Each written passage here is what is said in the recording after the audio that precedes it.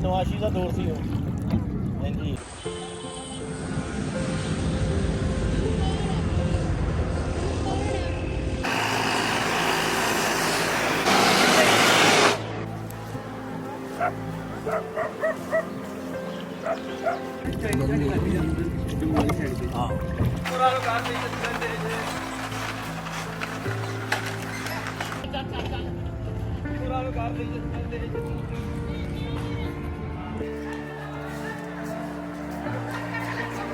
یہ کہانی ہے ایک دریا کی جو وقت کے ساتھ بہتا رہا، تہذیبوں کو جنم دیتا رہا اور آج بھی اپنی بقا کی جنگ لڑ رہا ہے۔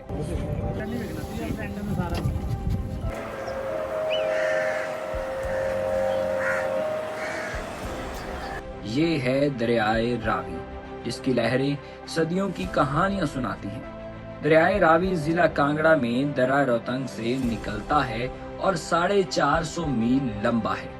پاکستانی پنجاب کا دارالحکومت اسی دریا کے کنارے واقع ہے۔ دریائے راوی 5 دریاؤں کی سرزمین پنجاب کا ایک اہم دریا جو ہمالیہ کی وادیوں سے نکل کر پاکستان اور بھارت کی سرحدوں کو چھوتا ہے۔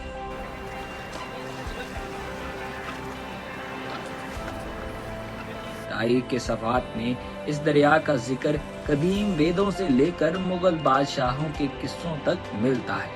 اس دریا نے کیا کچھ نہیں دیکھا، جین مت، ہندو مت، اسلامی بات چاہتے ہیں اور پھر گورا راج، مگر سب سے زیادہ پذیرائی اس دریا کو مغلوں کے دور میں ملی، جب راوی لاہور شہر کے شمال میں واقع شاہی قلعہ کے عقب میں بہتا تھا۔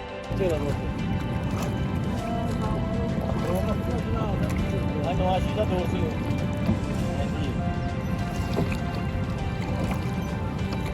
مورخین لاہور کی تہذیب کو راوی کا مرہون منت سمجھتے ہیں، جس نے شہر کی ضروریات زندگی پورا کرنے کے لیے پانی اور تجارت کے لیے راستے فراہم کیے۔ عام لوگوں کے لیے راوی ایک دیوتا کی طرح ہے جو منتیں پوری کرتا ہے اور بدلے میں جلتے چراغوں اور تازہ پھولوں کا نذرانہ وصول کرتا ہے۔ بات یہیں ختم نہیں ہوتی، پنجابی ادب میں لکھے گئے نغموں میں بھی راوی کی روانی رکتی نہیں تھی۔ سجاد علی کا گایا ہوا مشہور زمانہ گانا جے ایتھوں کدے راوی لنگ جاوے، حیاتی پنج آبی بن جاوے، یا پھر نور جہاں کا گایا ہوا وگدے نے اکھیاں وچوں راوی تے چناب، یہ سب راوی کا سحر تھا۔ دریا کے سامنے کامران کی بارہ دری ہے جسے بابر کے بیٹے کامران نے تعمیر کروایا تھا۔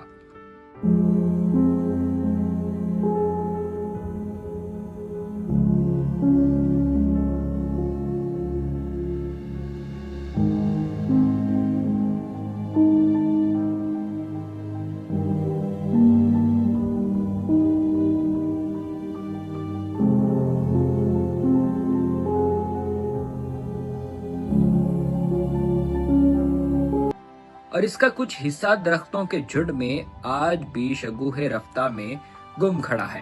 بابر کی وفات کے بعد لاہور پر کامران مرزا کا قبضہ ہو گیا۔ 1530 میں اس نے شہر میں اپنا باغ تعمیر کروایا۔ اسی باغ میں اس نے 1540 میں یہ بارہ دری تعمیر کروائی جو لاہور میں تعمیر کی جانے والی پہلی مغلیہ عمارت ہے۔ بغاوت کے جرم میں مغل بادشاہ جہانگیر کے سامنے اسی بارہ دری میں اس کے بیٹے خسرو کو زنجیروں میں جکڑ کر پیش کیا گیا تھا۔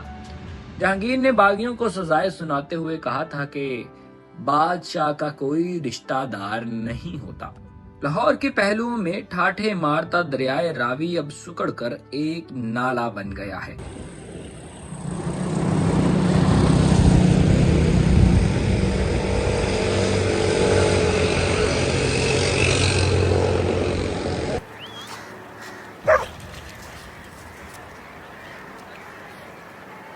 کبھی راوی میں پانی زندگی بن کر بہتا تھا اور آج آلودگی نے خود اس کی بقا خطرے میں ڈال دی ہے۔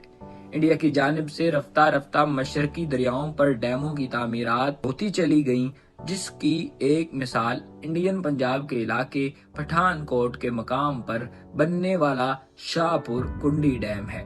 یہ ڈیم دریائے راوی پر 45 سال کے عرصے میں مکمل کیا گیا، جس سے دریائے راوی کے پانی کا بہاؤ پاکستان کی طرف مکمل طور پر بند ہو گیا، جس کے بعد صورتحال یہ ہے کہ اب صرف دریائے راوی میں انڈیا سے آنے والا گندا پانی اور لاہور کے 11 گندے نالوں کا پانی اس دریا میں موجود ہے، جبکہ دریا کا باقی تر حصہ خشک ہو چکا ہے۔ دور تو جا کے شوٹ لے دربار بتائی شوٹ لے تو جا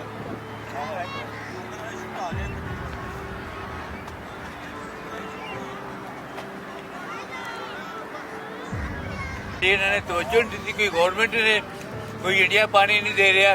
آج تو 35-40 سال پہلے یہ تو اسی خود میں پانی پیتا ہے تو لوگوں نے بلایا، لوگ وضو کر کے نمازاں پڑھتے ہیں۔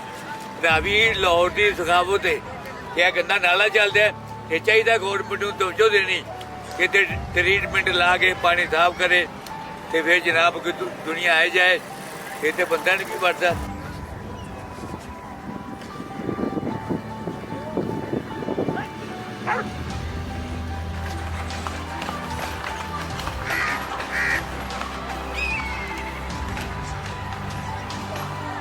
بیسکلی آرکیٹیکچر ڈپارٹمنٹ سے یہیں سے آئے تھے، تو ہمارا بھی راوی سائٹ وزٹ کرنے آئے تھے، ہم لوگ دیکھنے آئے تھے کہ کیسے سالہ سال کم پانی ہوتا گیا۔ تو آ کے دیکھا، ہمیں تو لگا تھا تھوڑا بہت ہوگا، لیکن تو بالکل بھی پانی نہیں ہے، یہ بارش کی وجہ سے ہی پانی کھڑا ہو گیا، وہی پانی ہے۔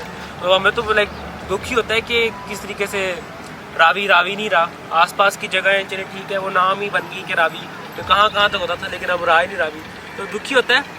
بٹ اب وہی دیکھا، ہم پانی کے ادھر بھی ہم لوگ کشتی وہ کرنے آئے تھے، 3 فٹ پانی کھڑا ہے، اس پہ کیا ہی ہم لوگ بوٹنگ وغیرہ کیا ہی وہ کر سکتے ہیں۔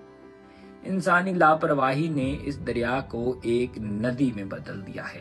خدشہ یہ ہے کہ یہی حالات رہے تو کچھ ہی عرصہ میں پاکستان میں بہنے والا دریائے راوی اپنا وجود کھو دے گا۔